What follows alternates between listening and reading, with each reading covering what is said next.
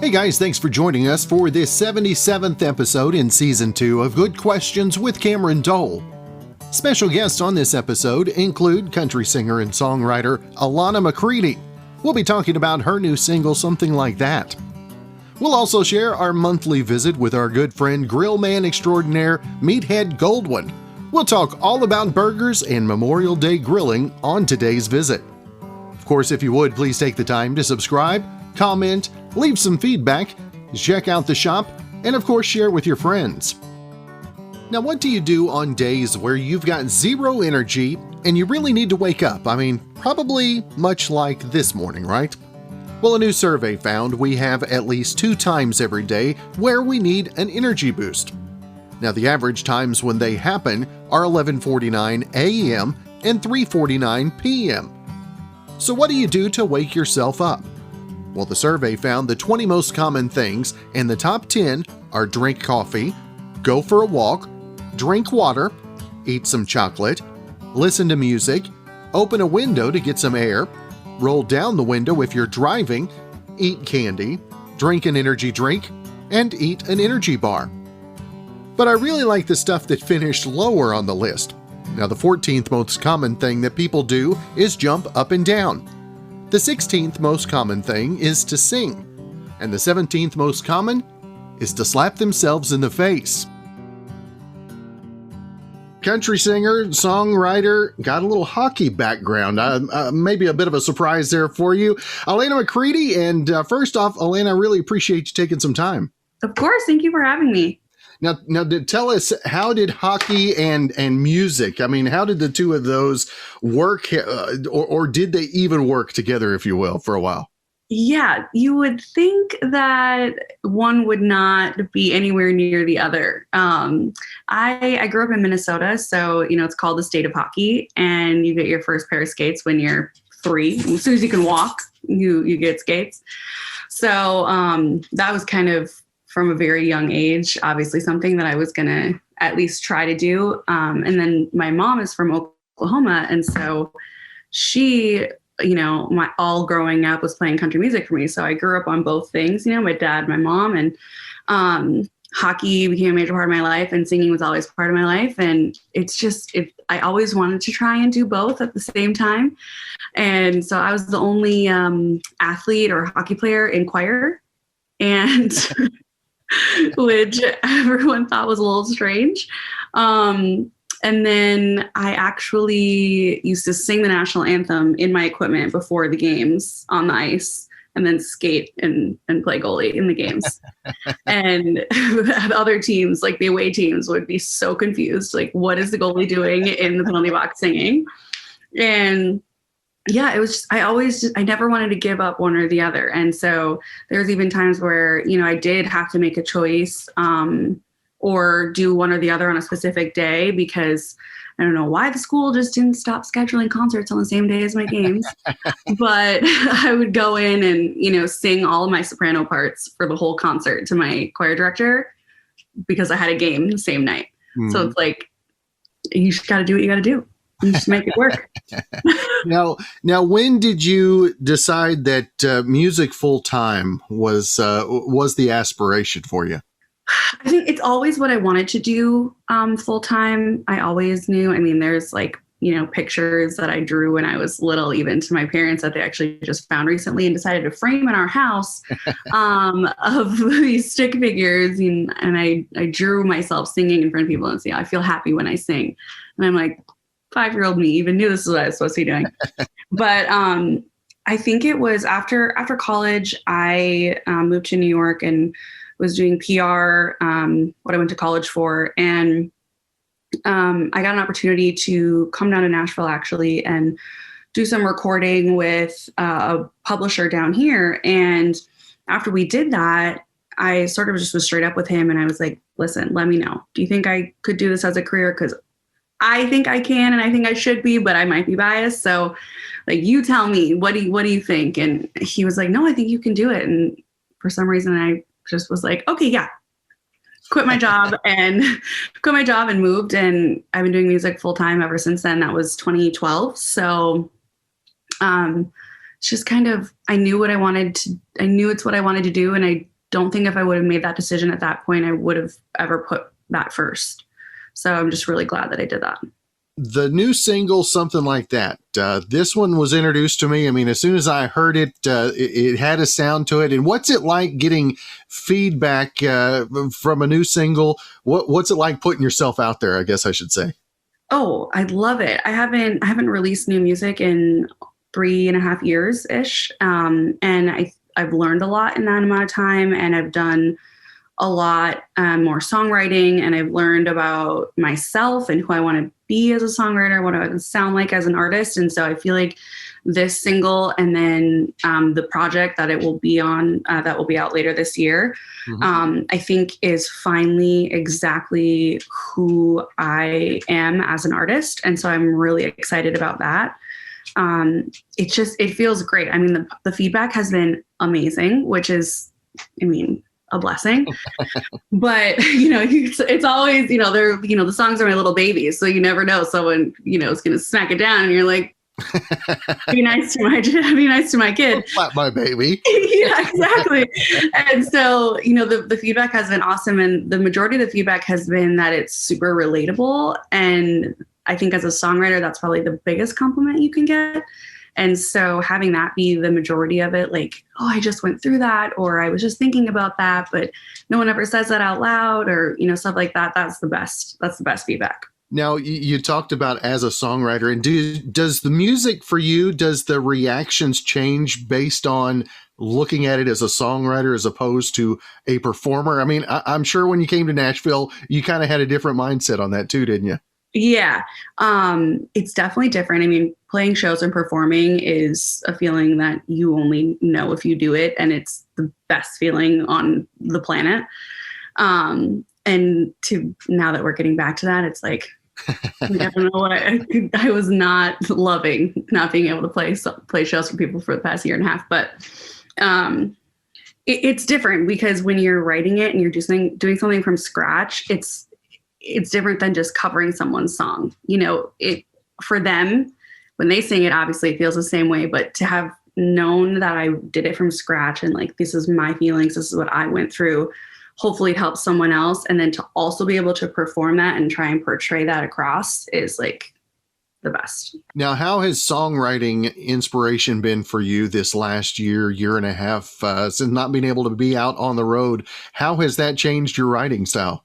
I think it's helped actually, because usually we're all on the road so much, we're touring so much, we're so busy that it's kind of squeezing in songwriting sessions. And so the fact that we haven't been able to tour for the past year, you have to kind of find a different outlet for that creativity because you're not, it's kind of like, if you can't go work out, it's like very, very similar feeling. You feel like, what are we going to do with all this energy? So I really decided to kind of shift that energy and that focus, and I wanted to create a new project because it had been so long. And so I was talking to Will Gittins. Him and I co-wrote the entire project together, and I was like, I want to do a new project, and he's like, okay. I'm like, you want to do it together? So, something like that is the first song that we ever wrote together and that we did for the project. And I'm glad that it's the one that we released first. So I think it kind of put a new perspective on the songwriting. Definitely topics that none of us have ever had to write about or thought about writing about before. So I think that's helping music, actually. Now, you talk about missing being on the road. What is it about the performance? Is it, I love hearing from different people because different ones, it's backstage is the thing that they miss, the feeling right before or when you hear your name announced. What is it for you that you miss the most? Oh, well, all of it. But I think for me, it's the very start of a show. Like, because we all have, set list that we do. So like, you know what's coming, and everyone always usually puts, a big, banger song first to like get everyone going. Right. And for me, it's that like first initial just of the band together, and we're all just like in it and in sync, and people, like, as soon as that first note hits or the first, like, drums go, and everyone in the room just like goes nuts. It's that, because you look out and you're like, this is, yeah, feels right. This feels right. We're where we're supposed to be, right? Yeah. Now, have you had the opportunity to play even any social distance shows over the last year, if you will? Yeah, I did some Zoom stuff, and then since everything's been starting to open back up, I've been doing some acoustic stuff, just like some small stuff, which, I mean, even that is amazing. Just to even be in a room full of people singing songs, I'll take it.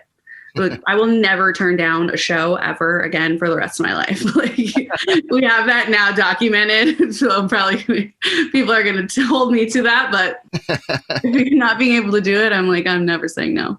Now, what's been the biggest tech thing that you've had to learn or to master over the last year?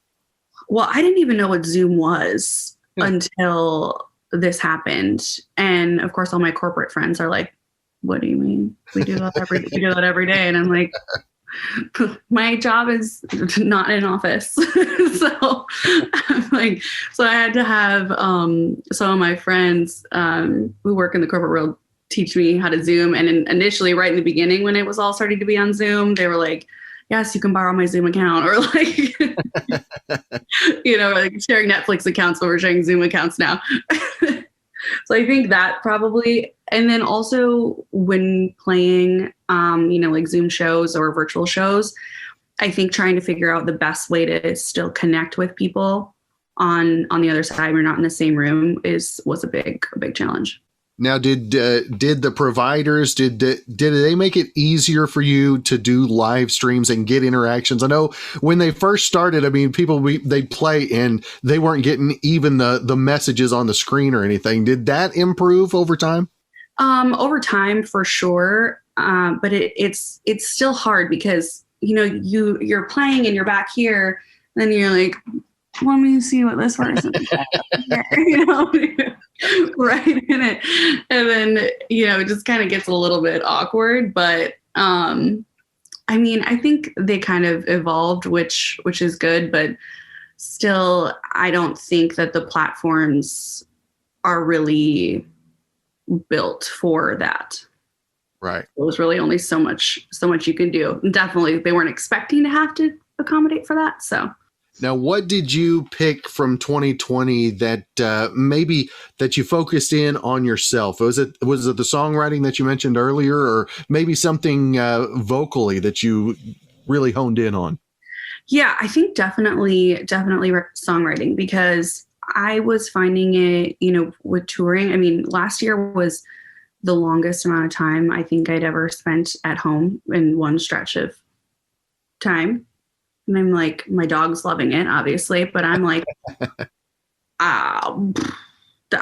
this is weird. So I'm like, it took me a good couple months to kind of refocus. And then it clicked. I was like, you know what? I've been writing and I've been doing co-writes and that kind of stuff, but like now I want that to be like my focus professionally for the year. And so that's why I'm so happy that we were able to do a whole project. Now, speaking of the project, when is a launch date, a landing date? Is that still up in the air, or are we talking too early? You're like, I know the date, but you're not going to find out. Oh yeah, no. If I knew, I would tell you. Actually, I don't know. I'd have to ask my publicist if I'm allowed to share that stuff. I'm really bad at that. But it will be this year. For sure. The remaining songs, I can tell you it's going to be a 5-song EP. So that's the, general specifics. It's a 5-song EP, and it's just nice. We recorded all of them in Will and Sterling, his brother, who produced the whole project. We recorded all of them in their home studio in Atlanta. And so I feel like that's kind of cool because we did all during quarantine, and it was like a home project basically that we did. And the three of us did the whole thing together, and which was really fun. but it will be end of the remaining songs are being mixed and mastered right now. That's what I will tell you. There you go. Yeah. It will be soon, and it will be this year. And I do have a title, but I can't tell you that. I'm not going to delve too deep. I'm not going to go there. So that's awesome. Now, Alannah, if folks want to keep up with the dates as those become available, upcoming tour stops, all of that, where's the best place to keep up with social media as well? So on social media, it's Alannah McCready Music everywhere. Across the board. I tried to make that as streamlined as possible. So it's Alannah McCready Music everywhere. And then my website is alannahmccready.com. And that's pretty much everything. It's kind of really easy to find me because I don't have a normal name. So, which I'm lucky, I guess. But my artist pages and everything is just Alannah McCready Music. All right. Well, Alannah, it has been great to have a chance to visit with you a little bit, learn about the music, and hopefully we can catch up again real soon. Yes, thank you. And thank you for listening. Now, I've heard a lot of people say that being cooped up during the pandemic was driving them nuts. And I guess some of us meant that literally. Now, someone asked people to name the weird habits that they've added to their routine in the past year, and here are a few of my favorites. Number 1, a woman stopped eating the cream in the middle of Oreo cookies. Instead, she now mashes them into a softball-sized hunk of cream that she's hoarding for later. Ooh. Number 2, a family had a decorative plastic duck sitting around, so they've been placing it on the floor all over the house and then pretending that it got there on its own. Number 3, a woman read that if you keep feeding crows, they'll start bringing gifts like bottle caps. So now she does it every day, hoping they'll bring garbage gifts someday. Number 4, someone downloaded an app that tracks planes overhead. And now they check it to see where the people are flying in from and imagine what it would be like to live there. Number 5, someone named every squirrel in their yard and gave them all backstories. And number 6, someone admitted they've been watching shows and hitting pause to argue about the plot with an imaginary friend on their couch.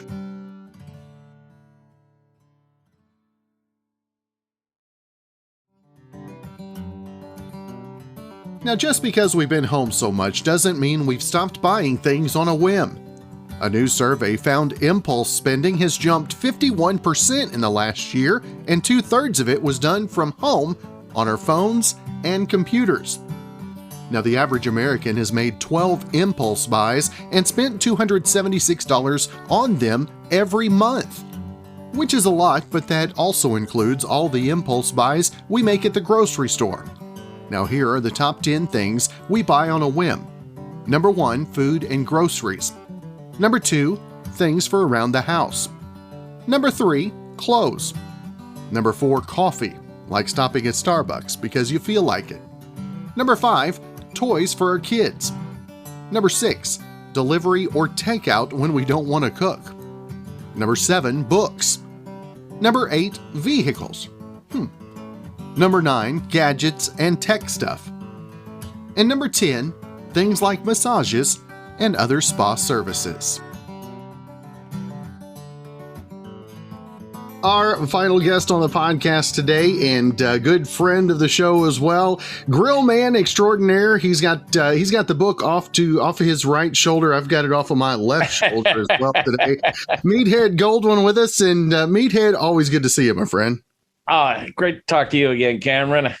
This and we love talking grilling, and like you mentioned before you came on this morning, coming up on Memorial Day, and a lot of folks, that is the start of grill season. Us here in Southwest Oklahoma, I don't think there is a season. I think it's like evergreen. Yeah, I'm jealous of you.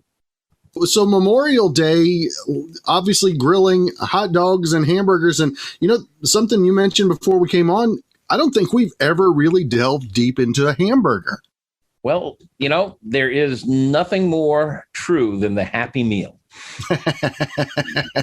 And it all starts with the burger. And for you, what is the number one thing to making a good burger? What's the number one starting point?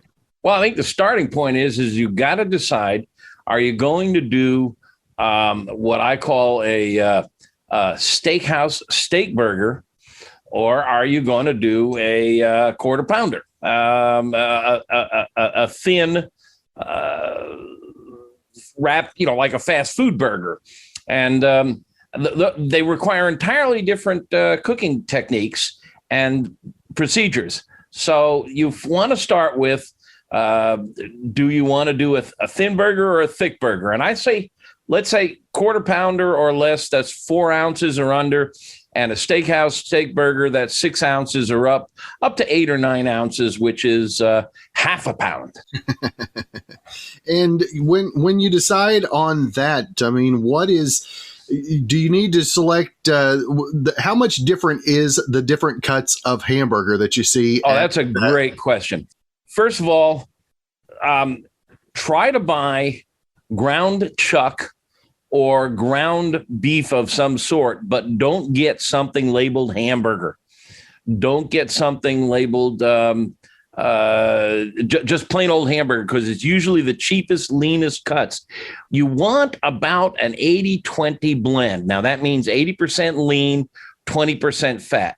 Now, I know people try to watch their health and their diet, but you're not going to eat hamburgers every day. And if you go less than 20% fat, it can be dry. The moisture in a burger doesn't come from water. It comes from fat. And you need at least 20% to have a juicy, delicious hamburger. And that's real important, because you need to cook hamburger to about 155 degrees interior. And that means it's no longer pink or red. Now, I know everybody wants a nice rosy hamburger, but if you undercook hamburger, you take a major health risk. E. coli is often on ground meat, and you need to cook it to a high enough temperature to kill it. And if you cook it to a high enough temperature to kill E. coli, you're probably going to evaporate a lot of the water. Right. So you need the moisture from the fat. So look for an 80-20. And often you can ask your butcher at a good grocery store to custom grind for you. If you don't see what you like down there, you can say to him, can you give me 2 pounds of 80-20? Or you can grind it yourself if you have a grinder. Chuck steaks tend to be about 80-20 all on their own. So you could take a chuck steak and take it home and grind it yourself and get a proper fat to lean ratio. And that's where you want to start. The next thing you need to think about is whether you're going to mix anything in. Now, there are purists out there who say if you start putting things like Worcestershire and onions, that you're making meatloaf, not hamburger. The one thing you really want to avoid is salt. You're going to salt the burger on the exterior, but don't mix in the salt. If you mix the salt in with the ground beef, it makes it tough. It breaks down the protein. It makes it into almost a paste, and you get a really tough burger. So if you want to mix garlic powder and black pepper and onion powder in with your burger, fine. But don't put the salt on the interior of the burger. Get your burgers all mixed up. If you want, make the balls and the patties and wait till just before you grill to salt them on the exterior. And that way you'll have a tender or juicy. Another key factor is don't overwork the burger. Don't crunch it and smash it and ball it and push it. You want little air pockets in there to hold some of that melted fat so it'll be juicier. There's little gadgets you can buy that are like little rings that are used to form hamburgers, and you press down on them and they give you a perfectly uniform burger, but all that pressure pushes all the air out. And so you don't have those pockets. So those are a couple of the key concepts to preparing your patty. And then it comes down to cooking it properly. Now, when you talk about the patty, I know, and I like to experiment a little myself by blending different types of beefs, and I'll put a little sausage and stuff in there. Nice. What is your favorite blend for your burger? I like to blend in a little ground bacon. Ooh. I mean, bacon. What can go wrong with bacon? You can take bacon and grind it up and mix it in with your blend, and you're going to get bacon tends to be almost 50-50 fat to lean. So that'll make up for, say you buy some ground meat that is too lean, mix in some bacon and you get smoky flavor and you get bacon flavor. And it's salty. So you can really amp up a burger. There are people who make a real big deal about what cut of meat they use. Some people use ground flank steak. Some people use ground short ribs. The ground chuck is just fine, I think, in most cases. There's not a huge difference in the flavor of different muscles on the steer, but there is a difference in toughness. But you don't have to worry about toughness when you're making burgers because you're pre-chewing it. It's you're grinding it, it's pre-chewed. So who cares if you make it out of brisket, which is a tough cut? It's going to get all ground up. Now, are there any cuts that you want to stay away from that maybe won't hold the patty as well as others? I don't think so. I think you can use just about anything.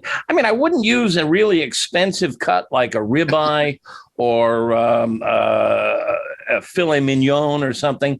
I don't think it's going to bring any extra flavor. A lot of the flavor comes from the fat. The muscle tissues tend to be fairly similar from front to rear on a steer. Now, when you put it on the grill, are there any toppings you like to put on? Do you like to pour some beer over it, or do you just like to keep with the seasonings, if you will? Well, I think the secret to a great burger is a crust. You want when you apply energy, or in the form of heat, right, to protein, it changes its chemistry and it changes its color. It turns brown. And that's called the Maillard reaction. And it's a chemical reaction that makes more flavor than when meat is tan. So you want to get a good crust. Now, if you're doing a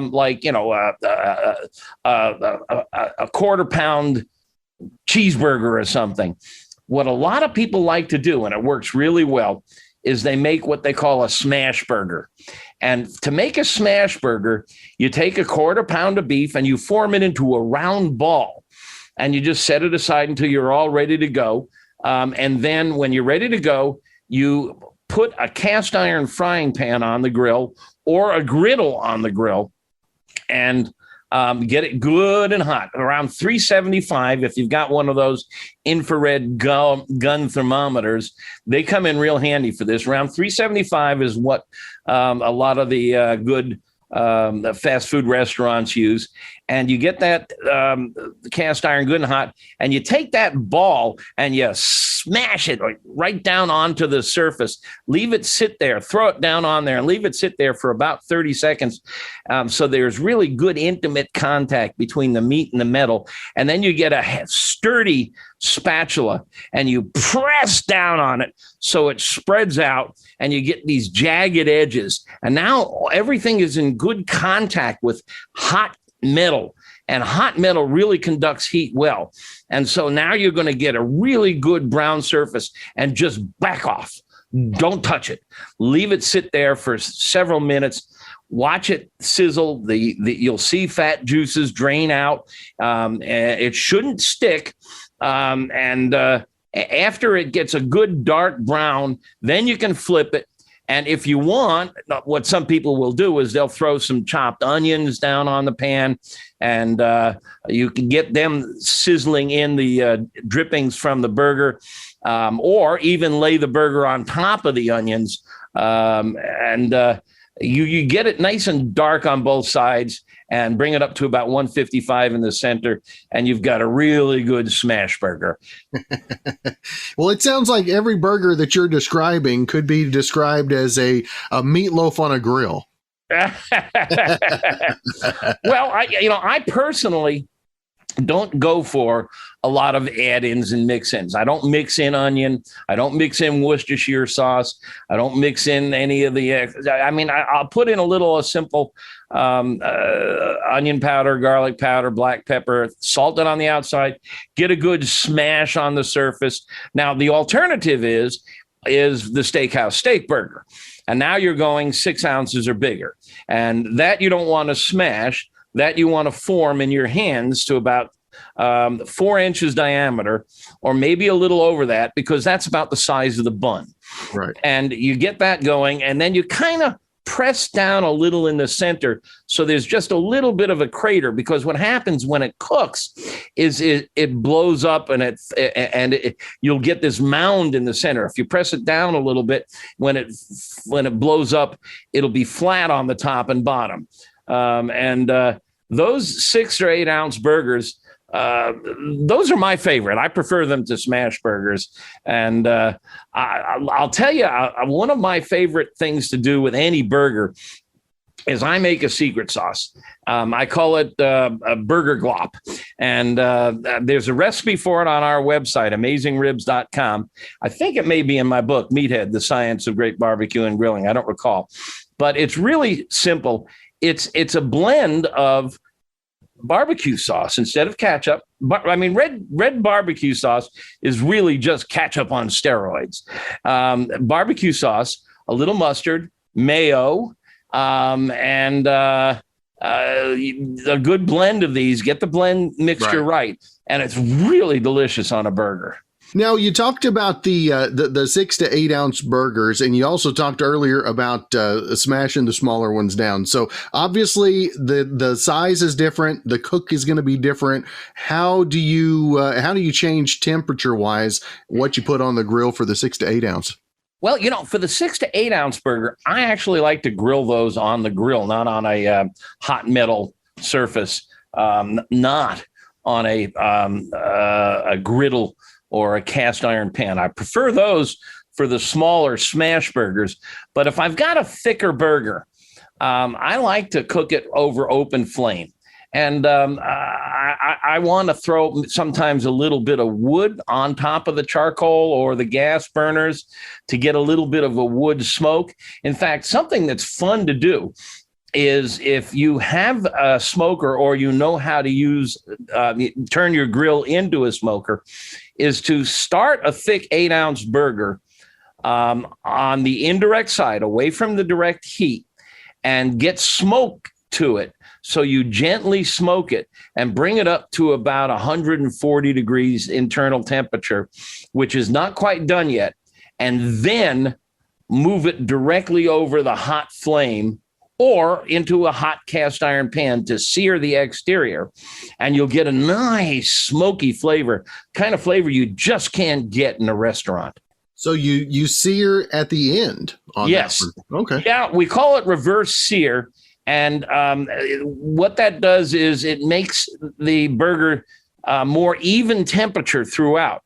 If you sear something in the beginning of the cook, you get a dark surface, then a layer of brown, then a layer of tan, then a layer of pink, then a layer of perfectly cooked meat in the center. But if you warm it gently away from the heat, it'll be even color throughout. Then you move it over direct heat, over flame or over glowing coals. Lift the lid so all the energy is on one side of the meat, and then flip it. And then flip it. You flip it a lot. I know that goes against what everybody's been told, but it's called reverse sear. And I explain the physics. It's really logical when you think about it on AmazingRibs.com and in my book. But reverse sear is a great way to cook thicker cuts of meat. It won't work on a thin cut of meat, but on a thick cut of meat, it's the ideal way to cook. And if you're going to do an 8 ounce, half-pound burger, a big juicy burger, it's a really good technique. Now, when you talk about a different technique and flipping it so many times, what kind of time are we talking? How much different time-wise? It can actually take about 20 minutes or longer to get it up to about 140, 145, depending on the amount, how hot the air is surrounding it, before you bring it over to the hot side and sear it. And once you get it over a hot side, depending on how much energy you're producing, if you've got a wimpy gas grill, it'll take a little longer to sear it. If you've got really thick pile of charcoal, it'll sear very quickly. So it's a slower process. And I would be remiss if I didn't ask you, as we get closer into the summer months, we get into some of those summer veggies as well. Your veg head also apparently is a slash you now have. What are you pulling out of the garden to throw on the grill for Memorial Day as well? Well, my wife is a master gardener, and she's growing her own lettuce already. Here's a couple of thoughts. When you pick up a burger, you have your two thumbs on the bottom, and then you have four fingers on the top. So you've got a better grip on this baby on the top. So what I like to do is I put that burger glop on both sides of the bun. Oh, by the way, you got to toast the bun too, by the way. Absolutely got to toast the bun. And if you want, you can give it a thin layer of butter or margarine before you toast it to get it really crispy. You want to make sure that most of the other things, the lettuce and the tomato and the onion, which I love those three all together, they should go up on top. So you've got a stronger grip on them rather than underneath. If you know how sometimes the bottom bun will kind of flop open. And if you've got your toppings on your bottoms, then a lot of them are going to fall out. That's what happens when you put your tops on your bottoms. That's right. Exactly. Now, another question. When you talk about burgers and you talk about cheeseburgers, I know that there's also, you find in meat markets, you'll see where they've put in, like you mentioned earlier, bacon and cheddar cheese or something like that in the burger. Do you prefer the cheese inside or outside of your burger? You can actually, what a lot of people will do, and it's kind of fun, is you make two thin patties, quarter pound each, and you kind of poke the center down, make a little pocket, and you put the cheese on top, and then you lay one patty on top of the other and pinch the edges together. So you've essentially made a cheeseburger with the cheese on the inside. There's an issue with this, though. When that cheese gets really hot and melty, it'll burn the heck out of your mouth. It can really get hot. I prefer to put the cheese on top. And for me, there's all kinds of really good melting cheeses out there. But for me, it's good old fashioned American cheese. You buy those little slices by Kraft or whomever they are. And that's, to me, that's a cheeseburger. That's Memorial Day. Yeah. Of course, Meathead, if folks want to find any of the stuff we've talked about today, obviously they can check out the website or the book that you've got on your shelf, or myself as well. Yeah. I've got a whole bunch of stuff about hamburgers on AmazingRibs.com. Techniques, tips, recipes. Start with one article there called Hamburger Secrets: How the Zen Master Prepares a Really Happy Meal Hamburger. And that kind of summarizes a lot of these concepts and will really get you some great burgers. Well, that's good stuff. Again, Meathead Goldwyn. You can check out his website, AmazingRibs.com, all the socials as well. And Meathead, always good to visit with you, and look forward to our June visit. My pleasure. Always fun talking to you, Cameron. Well, thanks again for joining us for this 77th episode in Season 2 of Good Questions with Cameron Dole. If you ever have a comment, question, or anything else you'd like to know, you can hit me up on the contact page at gqwithcam.com. You can also find me on Instagram, Twitter, and Facebook at gqwithcam. If you'd like to help out in the funding for this podcast, visit our merch store. We've got hoodies, shirts, stickers, mugs, tumblers, and more. That's at gqwithcam.com/shop. If you have a special guest idea, email me, gqwithcam@gmail.com. Thanks again to our good friend Brandon Allen for coming up with the theme music for Good Questions with Cameron Dole. We're going to let him play us out and hope you guys have a great rest of your Monday.